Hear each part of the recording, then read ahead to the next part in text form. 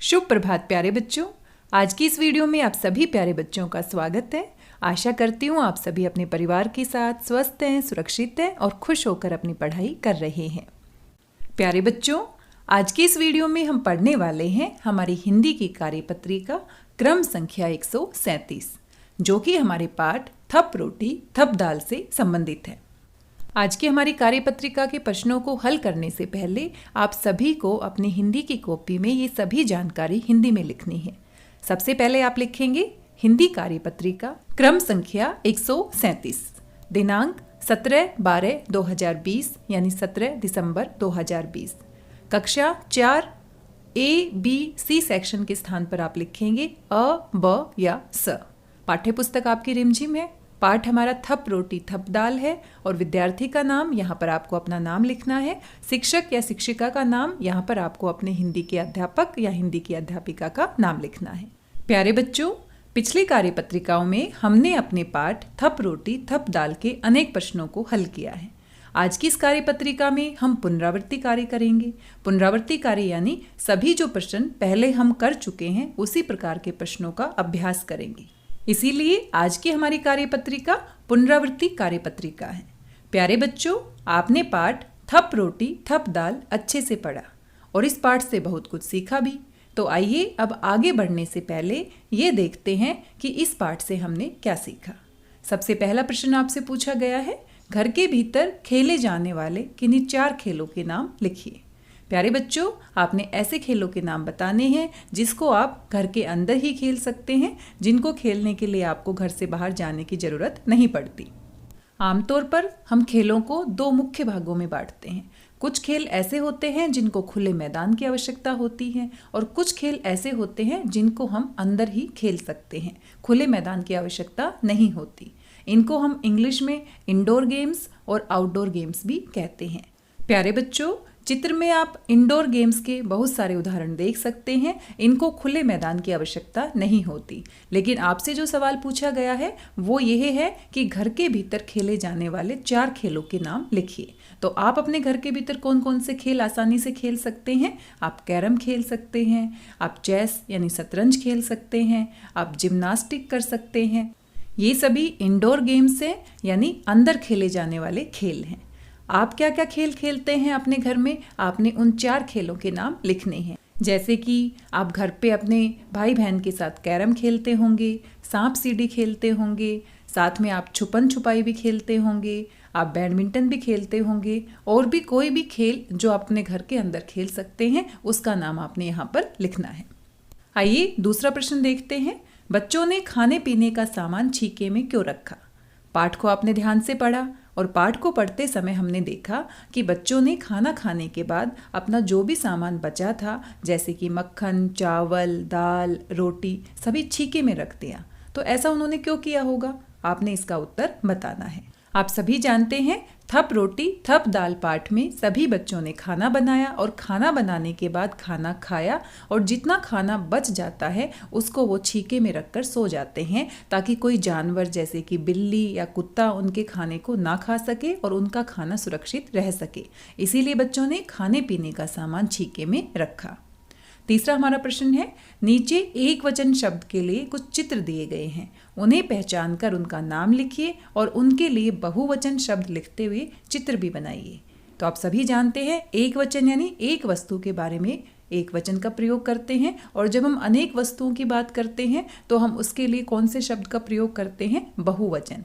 आपने चित्र की पहचान करनी है और उसका एक वचन शब्द लिखना है, फिर आपने बहुवचन भी लिखना है और साथ में चित्र भी बनाना है। जैसे कि एक करेला, और करेले बहुत सारे होते हैं। यहाँ पर आप देख पा रहे हैं करेला यानी एक करेले का चित्र बना है, करेले यानी एक से ज़्यादा, तो यहाँ पर 2 करेले का चित्र बनाया गया है। दूसरे चित्र में आपको पहचान करनी है किसका चित्र है ये? हाँ, बिल्कुल सही पहचाना आपने, मछली।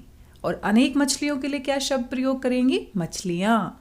तो यहाँ पर आपने एक से ज़्यादा मछली बनानी है, यानी 2 भी बना सकते हैं, 3 भी बना सकते हैं। मछली और बहुवचन क्या होगा मछली का? मछलियाँ। अगला चित्र पहचान करके बताइए। जी हाँ, ये है एक गुब्बारा यानी गुब्बारा, और बहुत सारे गुब्बारों के लिए हम कौन सा शब्द प्रयोग करेंगे? गुब्बारे। गुब्बारा एक वचन, गुब्बारे बहुवचन। तो आपने 2 या 2 से ज़्यादा गुब्बारों का चित्र बनाना है। गुब्बारा गुब्बारे, मछली मछलियाँ, करेला करेले। आइए अगला प्रश्न देखते हैं। प्रश्न संख्या 4। निम्नलिखित वाक्यों में आए विशेषण शब्दों के नीचे रेखा खींचकर उन शब्दों का अपने वाक्यों में प्रयोग कीजिए। प्यारे बच्चों, आप सभी जानते हैं संज्ञा और सर्वनाम शब्दों की विशेषता बताने वाले शब्दों को हम क्या कहते हैं? विशेषण। सबसे पहला वाक्य है नटखट बंदर पेड़ पर बैठा है। तो बंदर यहाँ पर क्या है? संज्ञा है। और बंदर कैसा है? नटखट है। तो बंदर की विशेषता क्या बताई गई है? कि वो नटखट है। तो नटखट यहाँ पर क्या है? विशेषण शब्द है और इसका प्रयोग करके आपको अपना एक वाक्य बनाना है। बच्चे बहुत नटखट हैं। इस तरीके से आप अपना वाक्य बना सकते हैं।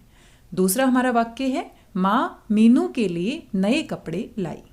कपड़े यहाँ पर क्या है? संज्ञा है, किसी का नाम है। और नए कपड़े, तो नए यहाँ पर क्या है? विशेषण। हमें नए नए कार्य करने चाहिए। इस तरीके से आप इसका वाक्य बना सकते हैं। अगला वाक्य है पूजा बहुत दयालु लड़की है। लड़की यहाँ पर संज्ञा है और इसकी विशेषता क्या है? कि वह दयालु है। तो दयालु यहाँ पर क्या है? विशेषण शब्द। इसका हमें वाक्य प्रयोग करना है। तो कैसे कर सकते हैं? राम बहुत दयालु है। आप अपनी तरफ से भी अपने नए वाक्य बना सकते हैं। आइए अगला प्रश्न देखते हैं। प्रश्न संख्या 5। वचन के सही रूप का प्रयोग करते हुए रिक्त स्थान भरिए। यहाँ पर आपको 2 वाक्य दिए गए हैं और वाक्य के अंत में आपको 2 शब्द दिए गए हैं। आपने सही वचन का प्रयोग करते हुए वाक्य के खाली स्थानों को भरना है। पहला वाक्य है मैंने 3 और पीछे हमारे पास दिए गए हैं शब्द संतरे और संतरा। तो 3 यानी 1 से ज़्यादा हैं तो क्या होंगे? संतरे। मैंने 3 संतरे खाए और दीपक ने 1 यानी 1 वचन की बात की जा रही है तो 1 संतरा खाया। इस तरीके से आपने अपने वाक्य को सही वचन का प्रयोग करते हुए पूरा करना है। आइए दूसरा वाक्य देखते हैं। ख। बगीचे में बहुत सारी और पीछे आपके पास शब्द दिए गए हैं तितलियां और तितली। बगीचे में बहुत सारी यानी बहुत सारी तितलियों की बात की जा रही है तो ये बहुवचन है तो क्या आएगा? तितलियां। बगीचे में बहुत सारी तितलियां हैं परंतु मुझे लाल रंग की यानी 1 तितली की बात की जा रही है। 1 वचन शब्द आएगा लाल रंग की तितली पसंद है। इस तरीके से आपने दोनों वाक्यों को पूरा करना है। आइए छठा प्रश्न देखते हैं। निम्नलिखित वाक्यांशों के लिए एक शब्द लिखिए। और प्यारे बच्चों, पिछली कार्यपत्रिका में आप पढ़ चुके हैं वाक्यांश के लिए एक शब्द क्या होते हैं। सबसे पहला चित्र आप देख पा रहे हैं कपड़े सिलने वाला। कपड़े सिलने वाले को हम क्या कहते हैं? वाक्यांश के लिए एक शब्द क्या होगा? दर्जी। पढ़ाने वाली महिला, तो आप सभी जानते हैं कौन सा शब्द होगा? अध्यापिका या शिक्षिका। दोनों ही सही हैं। दोनों में से कोई भी एक शब्द आप लिख सकते हैं। देश विदेश में घूमने वाला, पर्यटक। देश विदेश में घूमने वाले व्यक्ति के लिए एक विशेष शब्द का प्रयोग करते हैं जिसे हम कहते हैं पर्यटक। विज्ञान का विशेषज्ञ यानी विज्ञान के बारे में जानकारी रखने वाले को हम क्या कहते हैं? वैज्ञानिक। प्यारे बच्चों, ये हमारे कुल 6 प्रश्न थे जो आज की कार्यपत्रिका में थे और इन सभी प्रश्नों के बारे में इसी प्रकार के प्रश्न पिछले कार्यपत्रिका में भी आप देख चुके हैं। ये हमारे पाठ की पुनरावृत्ति थी, यानी आगे की जो कार्यपत्रिकाएं आएंगी वो अगले पाठ से संबंधित होंगी।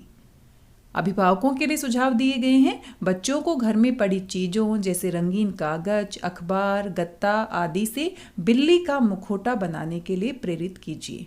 प्यारे बच्चों, आप अपने घर में जो कागज है या फिर अखबार है या फिर कोई गत्ता है तो उसका प्रयोग करके आप बिल्ली का मुखौटा बना सकते हैं।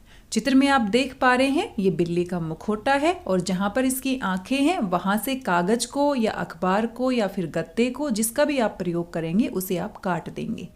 इस प्रकार का मुखौटा बनाने के लिए सबसे पहले तो आप कोई भी अखबार या कोई भी गत्ता ले लीजिए, फिर ऐसी ही आकृति को पेंसिल की सहायता से अपने गत्ते पर बना लीजिए और फिर कैंची की सहायता से जैसे जैसे इसकी बाहर की लाइन है, बाहर की लाइन के साथ साथ इसे काट दीजिए। आंखों के स्थान के हिस्से को भी काट दीजिए और इसके दोनों तरफ धागे बांधकर आप इसे अपने मुख पर पहन सकते हैं, क्योंकि मुखौटा क्या होता है? मुख पर पहने जाने वाला जो होता है उसे हम मुखौटा कहते हैं और आप भी बिल्कुल बिल्ली की तरह दिखाई देंगे। और प्यारे बच्चों, मुझे पूरा विश्वास है कि आप इससे भी सुंदर मुखौटा बना सकते हैं और आप जरूर बनाएंगे।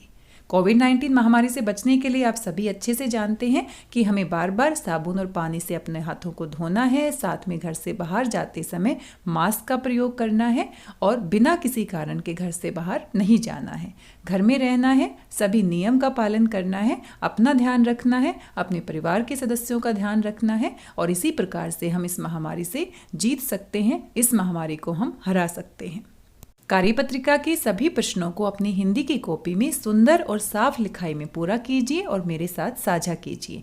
और हाँ, बिल्ली का मुखौटा बनाना ना भूलें और बिल्ली का मुखौटा बनाकर उसको पहनकर अपनी फ़ोटो मेरे साथ ज़रूर साझा करें। मुझे इंतज़ार रहेगा आपकी फ़ोटो का कि कितना सुंदर मुखौटा आप बनाते हैं।